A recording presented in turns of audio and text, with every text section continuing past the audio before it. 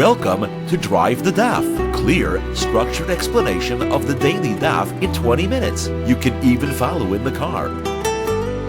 Yoma Daf Pei Zayin is also a lengthy Agadata Daf, and it continues the Gemara's discussion of Tshuva and many other pieces of advice learned from Sukkim. Later in the Daf, the Gemara will turn to the actual Tfilos of Yom Kippur, what the text of Vidui is, what Ne'ilah is, whether Ne'ilah counts as Ma'ariv, and other halachos of Ne'ilah. So the Gemara is in the middle of a brisa, which says that if someone has a position of authority, it will cause him trouble. It says that Rishus, authority, Mikaberes Hezbollah, it buries those who have it. It causes them to be scrutinized and possibly causes them to die because of the tremendous responsibility. And somebody enters it without clothing and leaves it without clothing, just like the world. Somebody enters it that way, meaning he does not gain anything from being in a position of authority. And if he's lucky, he'll get out of it without doing any extra averis. That's if he's lucky. Now, the Gemara quotes a story about Rav, or perhaps Rava, depending on the Girsa, when he went out to judge in a case, he would say the following things about himself. He's saying he's going willingly to his own death, referring to himself. His family does not want him to go and doesn't get anything out of it. He comes back empty-handed, didn't get anything out of it. And if he'd be lucky, if he would come home the same as he went, meaning, like we said, without any extra averis. Now, the Gemara said similarly about Rav's Anivus, his humility. Whenever he saw large groups of people following him to show him honor, he would say this pasuk to himself: "Im yalal shemayim siya v'roshil av yagia ki yagel lenetzach eved royav yembru." Even though his greatness goes up to heaven and his head is in the clouds, he will die in his own waste, and everybody who sees him, who had seen him, will say, "Where is he? Where is he gone?" He said that to humble himself. Now, Rav Zutra, who was very old, and people would carry him into the Beis Medrash on a special type of lorry. So when he was carried and he saw people working harder in his kavod, he would also say a pasuk to humble himself, and that was Kilolo Mchosen V'Mnezer Ledar V'Dar. Power doesn't last forever, and the crown is not going to last from generation to generation. Now the Brisa continues, and the Brisa says if you show favor, if you do good, or if good is shown to a rasha, to an evil person, it's not good for him. He ends up losing out. It's not good for the rasha that they're shown favor in this world at all. If you look at Achav, HaKadosh Baruch Hu showed him favor because he had his chus, but that favor was that he held off on his onesh, on his punishment, but that ended up working against him because then he just did more averis and lost whatever alam haba he may have had. Like the Torah says about Achav, Yan ki nichna mipanai, since he humbled himself before me, like Avi Rabbi Yamav, I will not bring the punishment right away. And then he ended up in trouble. Now, the end of a pasuk in Mishlei that the Gemara brings here, Se'es Pnei Rasha Lo Tov, showing favor to the Rasha is not good. The end of that is Lahates Tzaddik B'Mishpat. It's good to tilt the scales of justice against the righteous. What does that mean? That it's good for tzaddikim that they are not shown favor in this world. Because Moshe Rabbeinu was not shown favor in this world. He was punished very severely for hitting the rock. Like the Torah says, Yamla Haman be like Tishain. And because of that, he died sooner. Dying sooner means he got to the Haba sooner, and therefore was good for him. The Gemara continues contrasting the tzaddikim and the Rishaim. It says that tzaddikim are so great, not only do they cause good things for themselves, they even cause good things for their children, like Aaron, who was on the level to save his own children, because not only Nadav and Avihu should have been burned like they were, but even his other children should have been burned, like the Torah calls them Bnei Aaron Hanosarim, the survivors, meaning that they should have also been involved in that fire, but they were saved, and saved throughout through the merit of their father Aaron. However, tzaddikim is the other way. Not only do they hurt themselves and make themselves guilty with their wickedness, but they even cause guilt for their children and their children's children until the end of all the generations. Like Canaan was the leader of the slaves. Canaan was cursed with slavery, and there are many descendants of Canaan that if they would have been not Canaan, could have gotten smicha as a Rav, like Tavi was a slave. He was the servant of Rabbi Gamliel, and he would have been on that level if not for the fact that Canaan did what he did and caused him and all his descendants to be cursed with slavery forever afterwards. Now the Gemara says that somebody who is mezakeh the rabbim, he causes the public to do mitzvahs, so he will not be given an opportunity to do averis, because we don't want to have a situation where he himself will cause everybody else to do mitzvahs, he will be in Gehenim, and they'll all be in Averis, so Hashem will keep him from doing Averis to some extent. However, the opposite, somebody causes the public to do Averis, we will keep away the possibility, the opportunity to do tshuva will be taken away from him almost completely, so that he shouldn't end up being in Gan Eden, while all the people that he caused to do Averis will be in Gehenim. Now, the Gemara brings psukim for this. Kilo says, "Nafshi l'shol ositin chasidcha lira shachas." You will not abandon myself to the grave. You will not allow your devout one to see destruction. That teaches that the Mezaka Harabim can't be in Gehenim while everybody else that he calls to do mitzvahs are in Gan Eden. And the opposite is Adam Ashuk with Am Nafesh. Adbar Yonas Al Yis Mechavai, a man guilty of bloodshed will flee into the pit. They will not support him. It can't be that he's going to get away with it while everybody else that he calls to do Averis will be suffering from the Averis that he caused them to do. Okay, the Gemara returns to the Mishnah. The Mishnah said that somebody who says Echta v'ashav, I'll do tshuva, I could sin because I could do tshuva, I'll sin because I'll do tshuva, he's not given an opportunity to do tshuva. The Gemara says, why do you have to repeat it? Why do you have to say it twice? The Gemara says it's because, like we said, somebody who violates an Isser twice, it becomes a mutter for him. Not mutter for him, but it comes to him like it's mutter. So he becomes in that state of habit, and therefore he's never going to have a real opportunity to do tshuva because he views it as if it's a totally mutter thing. It's not even on his radar as a challenge he should be struggling against. The Gemara now quotes the next line in the Mishnah, which said, if somebody says, I could do Averis, no problem, because Yom Kippur will take them off, Yom Kippur is not going to take off those Averis. The Gemara says that this doesn't fit with Rebbe. Rebbe says Yom Kippur works whether he does tshuva or not. So if Yom Kippur works, no matter what, so why shouldn't Yom Kippur take off those Averis? The Gemara says, no, Rebbe agrees that Yom Kippur doesn't work if you use it as an excuse for you doing your Averis, because you break Yom Kippur and therefore it doesn't work for you. Now the Gemara goes further and says, as we've seen in the Mishnah, that if somebody commits an Avera between him and other people, Yom Kippur is not going to help unless he gets Mechila, gets appeasement from those other individuals. The Gemara now is going to discuss at length getting appeasement from other people. So Gemara says, first of all, we have a pasuk that seems to show that Hashem could take off an Avera that is between a man and another man. Because the pasuk says, Yechta ish le'ish, the person sins to another person, ufilulay like him. And filulay, the Gemara understands here, means prayer. He should pray to Hashem, and Hashem will take them off.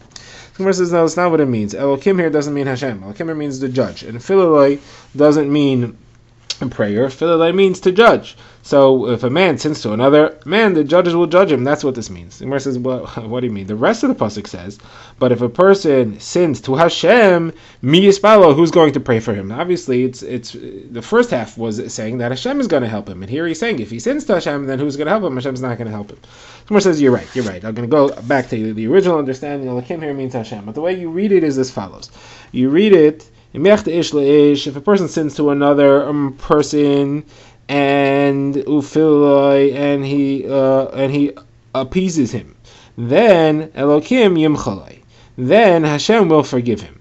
And the pasuk therefore continues and says, Hashem yachdish mi yispal ba'dai. But if a person sins to Hashem, who is going to appease Hashem for him? Nobody's going to be able to do that. And on that, the Gemara inserts, yes, tshuva and ma'asim tovim, do tshuva and do good deeds, that'll appease Hashem ki'ilu kaviyachol for you. Okay, going on further discussing getting mechila. Rabbi Yitzchak says anybody who starts up with his friend, even just with words, has to go get mechila from him, like the Torah says. Have you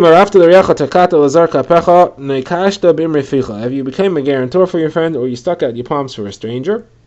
Or, if you attracted the words of your mouth, I'll do this and be saved. This is all coming from Mishlei.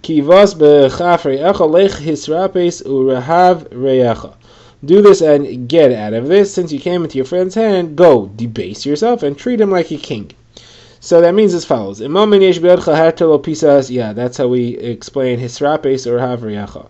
So open up your hand and pay him if you owe him money. And if you don't owe him money, then havriyacha means show him a lot of love.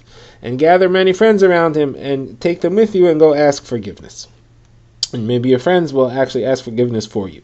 So how far do you have to go to get mechila? So the Gemara says you have to try 3 times in public in a group of at least 3. Like the Torah says, Yashar al anoshim v'yem rechatasi v'yashar v'esiv lo yishavali. Yashar means a row, so that means you should take 3 people with you. And it says 3 times that you should go and ask for mechila. Okay. Going further, the Gemara says, how should you not do more than this? Whereas the Reis Bar Chanina says that somebody who asks Mechila 3 times should not ask more than 3 times. Like the Torah says, when the Shvatim, Yaakov told the Shvatim to ask Mechila from Yosef, he said, Ana, Sana, V'ata, Sana. So Ana, Na, and Na, all those 3 are, they mean please. And that's 3 times that he was being asked. Now, what should you do if he is gone? He died. So if he died, you can no longer do that. So you have to bring 10 people and go stand by his grave, and you say, Chatasi Hashem l'kei Yisrael, v'ilpleni shechavalti, by a sin against Hashem, God of Israel, and against this person. And then you say that, and you'll get mechila from the person in that way, even though he is dead already. Now the Gemara brings a couple of stories. The Gemara says that Rav Abba had a taina against Rabbi Yirmiyah. Rabbi Yirmiyah had done something to him. So Rabbi Yirmiyah wanted to get mechila, so he went to Rav Abba's house, while Rav Abba's maid was throwing the wastewater, and drops of water hit him on the head. So he said, they made me a trash heap, and he said a pasuk about himself, Me'ash b'zerem evin, if I'm in the trash heap, so Hashem will take me out of the garbage. So Rav Abba heard, and he went out to greet him, and he said, now I have to appease you, because I had drops thrown at you, and like it says, go base yourself and treat him like a ruler, so that's how I should seek forgiveness from you. Now the Gemara discusses more stories about Talmidei Chachamim who had appeasing. The Gemara says when Rav Zera had a taina on somebody, and he had a grievance against somebody, he would go in front of the person's house to try to give him an opportunity to ask mechila so that he should come and get mechila. Rav had a certain situation where he was wronged by a butcher, and the butcher didn't come to him, and it was Erev Yom Kippur, and the butcher didn't come to ask mechila. So Rav said, I'll go to him, and maybe he'll ask me mechila. So while he was on the way, he met Rav Huna, and Rav Huna said, where are you going? So he said, because I want to go show myself to this guy, the butcher, so that he could get mechila. So Rav Huna said, Abba is Rav's name, according to some, or it's a lashon of kavod towards Rav, said he's going to kill that guy. So he went to him, and what happened? The butcher was sitting and chopping skulls of animals. And Rav came, he picked up his eyes, and he saw him. The butcher saw Rav, and he said, Abba, get out of here. I have nothing to say to you. And he continued breaking the bones of the animal's head, and a bone shot out, hit him in the throat, and killed him. And that was the end of that story. So now the Gemara quotes another incident. The Gemara says that Rav was saying psukim in front of Rebbe. Psukim from Novi or Ksuvim, Rashi says. And then Rav Chia came in. So Rav went back to the beginning for Rav Chia to be able to hear from that beginning. Then Bar Kapar said, and Rav went back to the beginning. Shimon Bar Rebbe came, and again he went back to the beginning. And Rav Chanina Bar Chama came, and Rav said, how many times are we going to keep going back to the beginning? And this time he didn't go back, and Rav Chanina was offended. So Rav went to ask him forgiveness on Erev Yom Kippur for 13 years, and Rav Chanina did not forgive him. So Gemara says, hold on a second. Why did Rav go 13 years? He's only supposed to go 3 times. Gemara says, okay, Rav was extra machmir. He went more than 3 times. And Gemara says, but how could Rav Chanina refuse to forgive? Don't we know that when you forgive others, the Kadosh Baruch Hu forgives you? So Gemara says, because Rav Chanina had a concern here. Rav Chanina had a dream where he saw Rav hanging from a tree. And we know that the interpretation of a dream, which you see somebody hanging from a tree, is that that person is going to be raised up and become Rosh Hashiva leader. Now Rav Chanina was Rosh Hashiva. So he said, obviously Rav's going to become Rosh Hashiva somewhere. If it's going to be here, because we're in the same town, that means I'm going to die, because you can't have 2 Rosh Hashivas at the same time. So I'd rather not forgive him so that he goes away, and I'll go teach in Bavel, somewhere else, because here we are in Eretz Yisrael, and then that way he could go fulfill his dream and fulfill my dream and be Rosh Hashiva without me needing to die in order for that to happen. Okay, now the Gemara goes into the halachas of saying vidui on Yom Kippur. So the Gemara says that the mitzvah of vidui is really on soon as the sun sets on Yom Kippur. As soon as Yom Kippur begins, is a mitzvah of vidui. But Chazal said, better say vidui before you eat Sudas HaMafsekes, the final meal, because while you're eating, you may lose your head, you may get drunk, whatever it is, so don't lose the opportunity. So say vidui by mincha before the meal. Now, even though you said vidui by mincha, you should still say it by Ma'ariv on Yom Kippur night. because maybe something happened during the Suda, you have another Aveira in your head. Now, even though you said it Yom Kippur night, you should say it again by Shachris, say it again by Musaf, and say it again by Mincha on Yom Kippur. And even though you said it by Mincha, you should even say it again in Ne'ilah. Now, where do you say it? So the individual says it in his Shemona Esrei, and the Shliach Tzibur says it in the middle of the repetition of the Tzibur, and of course, we know that everybody says it along with the Shliach Tzibur. Now, what exactly is the language? What do we say when we say Vidoy? So Rav said you say the tefillah which begins with Ati Yedei Raza Olam, currently printed in the Machzer. Shmuel says you say Mima Make Lev. This tefillah we don't have. Levi said you say V'Serascha Kosav Leimar. This we do have. This is one of the things we say in the middle of Shemona Esrei. Rav Yochanan says you start with Ribayin Ha'olamim, which is Ribayin Ha'olamim Le'alsik D'Seinu Anachnu Ma'apilim Tachaneinu L'Fanecha Ki Yorachamech Harabim. Rav Yehuda says you say Ki Avoneseinu Rabim Milam Nais V'Chataseinu Atzmon B'Sipor. We say that also. Rav Nuna says we say Lekai Ach Le'Nitzarti Eini Kedai V'Achtur She'Nitzarti Gilu Le'Nitzarti. Before I was formed, I was unworthy, and now that I was formed, I am as if I haven't been formed. Afrani B'Chayai, I am dust in my lifetime. Kal V'Chemer B'Misasi, certainly in my death. Harayani L'Fanecha Kechli Malei Busha Chlima. Here I am before you like a pot filled with shame and humiliation. May it be your will that I not do any more averas. What I did sin, wipe away in your great mercy. But not through suffering. The Gemara says this is what Rava used to say Vidoy in this language all year round. Rav Hamnuna Zuta said it on Yom Kippur. Now the Gemara says all these tefillas are extra. These are not the main text of Vidoy. The main text of Vidoy is Anachnu Chatanu and Chatanu Avinu Poshanu and everything that follows that. That is the main thing. So these you only say if you didn't say that yet. But once you said that, you already did Vidoy. You don't have to say anything else. Now, Bar Hamdudi said I was once standing before Shmuel and he sat through all these tefillas. But when he got to this thing of Anachnu Chatanu, that's when he stood. He's supposed to stand during the actual Vidoy, so you see that this is the main Vidoy. Okay, the Gemara continues and it says there are 3 times a year when Kahanim do Berachos Kahanim 4 times a day. The Rishonim explain it's not 4 times a day, it's just 3 times during the 3 Shemona Esreis. And those are on Yom Kippur, certain fast days that are made for the rain, and the Ma'amados. Ma'amados were when Klal Yisrael went to the shifts of Yisraelim who went to the Beis HaMikdash to represent Klal Yisrael by the Karbanos Tamid, and then there were some other ones who stood and stayed in their towns and they fasted special fasts, including a Ne'ilah actually, so they had special Berachos Kahanim during those fasts that they did when they represented Klal Yisrael for these things. Now, what are the 4 tefillos? The 4 Berachos Kahanim, so it's Shachris, Musaf, Mincha, and Ne'ilah.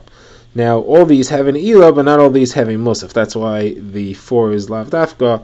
The fast days and Mamados don't have a Musaf, they only have an Elah, but they have 3. The point the Gemara means to say is that you say Berachos Kahanim by every tefillah.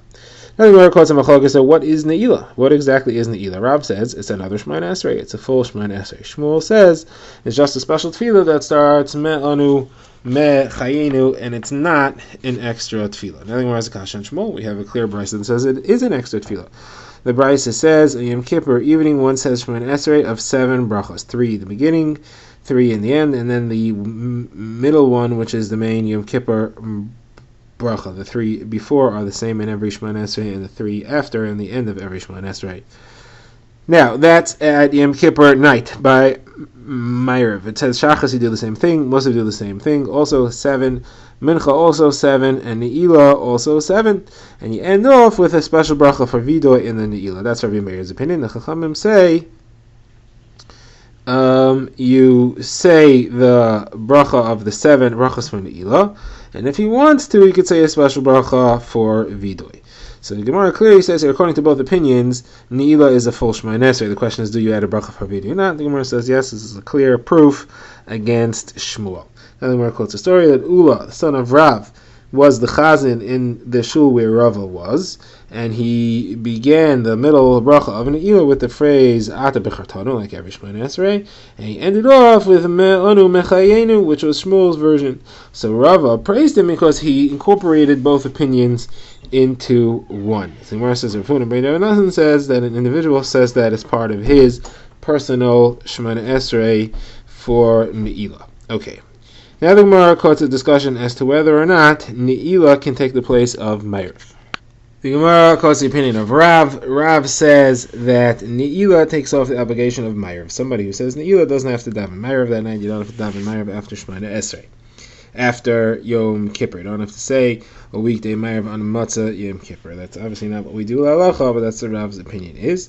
Gemara says Rav fits with what he said earlier. Rav earlier said that Ne'ilah is a Shemona Esrei, so if it's a whole Shemona Esrei, so that takes the place of Rav. So Gemara says the phraseology here is that Rav says it takes off the obligation of Ma'ariv, it patters Ma'ariv, but Rav says you never have to daven Ma'ariv. Rav holds Ma'ariv is always optional.